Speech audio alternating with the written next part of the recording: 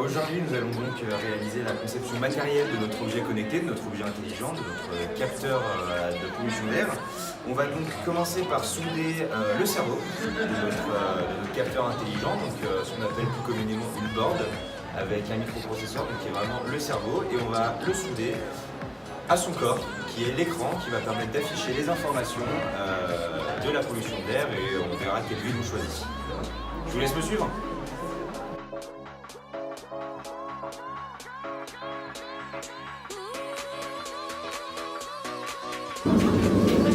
On y est, première étape de notre objet connecté, la soudure.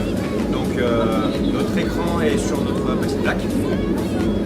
Avant de commencer, il y a évidemment des règles de sécurité à respecter, dont mettre des lunettes de protection.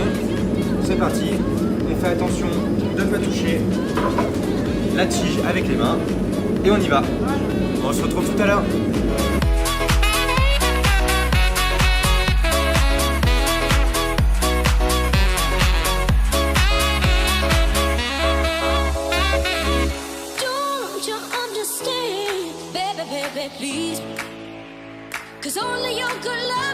Maintenant qu'on a fait la soudure de ce petit objet, qui fait maintenant partie de moi, on va aller le coder pour qu'il fonctionne.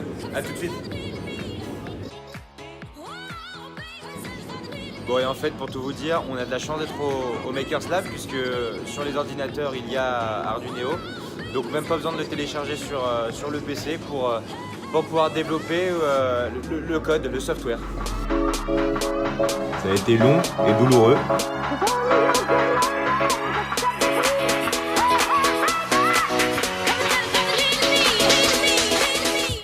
Téléversement en cours.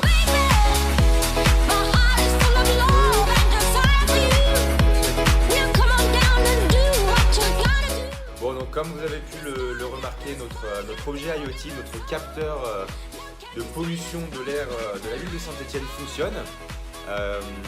En ce qui concerne les difficultés rencontrées, il n'y en a pas vraiment. Alors c'était assez sympa de réaliser ce travail, puisque c'était la première fois que je soudais quelque chose. Donc c'était assez chouette de découvrir cette partie de la fabrication matérielle entre guillemets. Au niveau du codage du software, il n'y a pas eu de difficulté particulière. Alors c'était un petit peu long, mais très intéressant de regarder les différentes vidéos mises en ligne.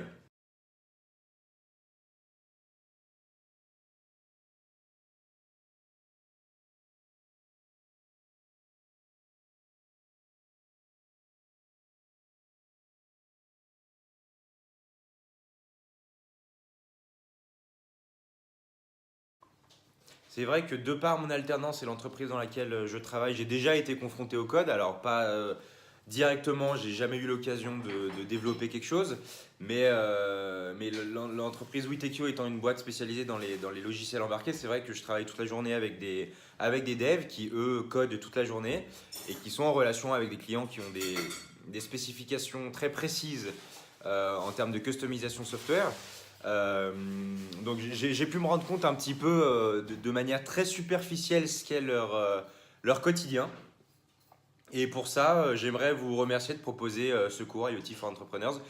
Voilà, merci à vous d'avoir regardé cette vidéo. La prochaine arrive très rapidement sur un business plan d'objets connectés.